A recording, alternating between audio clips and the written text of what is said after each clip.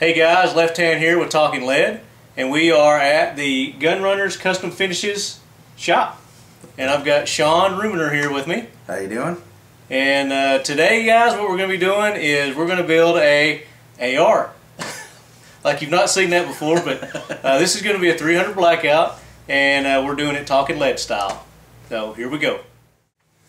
Okay guys, now we are here with the parts that we're going to be using today, and Sean is going to go through these with us. And Sean? Yep. Well, basically what we've got here is we've got a mix of parts that from several different manufacturers. This is what we call our Frankenstein build. And we're going to, like you said earlier, we're going to do the 300 Blackout build. You can do this with any type of AR-15 style rifle you want to do. It doesn't have to be a 300 Blackout, but it can be anything, you know, any of the major calibers out there. The build is always going to be the same. These are some of the parts that we're going to use. You've got your bolt carrier, you got your charging handle, you've got an upper receiver assembly, you've got a lower, stripped lower receiver assembly, buttstock and buffer tube and spring. You have your barrel assembly, and you have your rail assembly. This one happens to be a free float type, but it can be anything, you know, of whatever's out there, you know. We're going to add a couple other little tiny cool things on here. We're going to put some different receiver plates and little doodads and stuff. And like I said, sky's the limit on what you can do with these guns. When we get done, some of the lube that we're going to use is here by Modern Spartan Systems.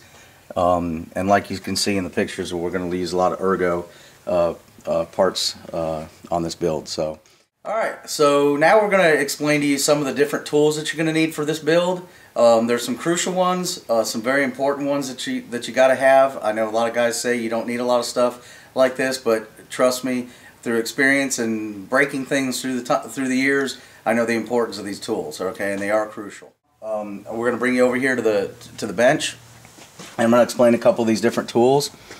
Starting with the armor's wrench, very important tool. Obviously, you need it to tighten your barrel and torque it properly. It has a lot of other notches and for the flash assemblies and stuff like that. And but the main thing I use this for is for tightening the barrel down and torquing it properly. You're going to need a couple different size punches.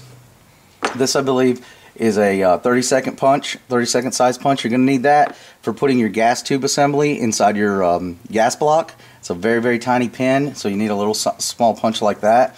You're going to need a 16-inch punch to basically do some of the smaller pins. See how that's kind of bent just a little tiny bit?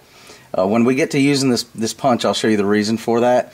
It is kind of tough to bend these like that, so this one just is out of probably by mistake that it got bent, but it sure does work good, and I'll show you why. This bigger punch, it's not always necessary, but I'll show you another tip on why I use this one in conjunction with one of the other punches, just so you don't put the beautiful beauty marks and scratches inside your receiver like a lot of people do. Alright, you got a buffer tube assembly or castle nut wrench here. I personally like this one because I can grab it from all 3 points of the castle nut, giving me a good solid torque on it. It doesn't tend to slip instead of using this one here that the armor's wrench has with a little single nub on it. I've just found this one to be a lot better. These are the crucial tools that you definitely need. Alright, you need a receiver block, something that's going to go around your receiver and lock inside the vise, so you're not putting any extra torque or anything on your aluminum receiver where you can tend to crack it or break it. Alright. It opens up, and then your receiver slides inside, you know, clamps inside of it, and then you put it inside a vise and clamp it down, and you can do all your barrel torquing and everything from that. All right, very, very crucial tool. This also is a vise block that is very handy when building the lower receiver because it slides right through your mag well, sits inside the vise, and then you know, you can just hands free, you're sitting there working on all the small parts and everything inside your lower build. So very, very crucial part too. This part right here, this is a gas tube wrench assembly. It's not really crucial that you have one of these. Where this comes in play a lot of times, where this opens up and wraps around the gas tube and then tightens down, it would allow you for a stuck gas tube if you ever had to replace one or something. Getting it out once it gets some carbon buildup in it, it allows you to torque it and twist it and pull it out straight so you don't bend it or break it or screw up your gas tube. But like I said, it's not super important that you have this. to build the gun. It's just something that I have, and I have it sitting there just to show you guys as some different stuff to use.